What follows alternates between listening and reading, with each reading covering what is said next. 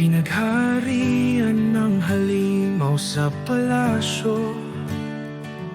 Dugo't pawis bayan ay tumatangis. Nasaan ang totoong hustisya?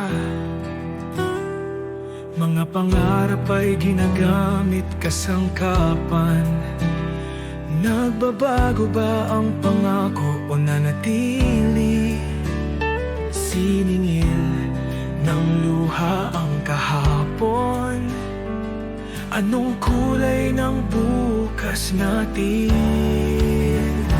Katarungan sa binansod na hustisya, ang sigaw ng bawat pusong nagdurusa. Sa dilim ng katiwalian at kasinungalingan, hahanapin natin ang liwanag ng katotohanan.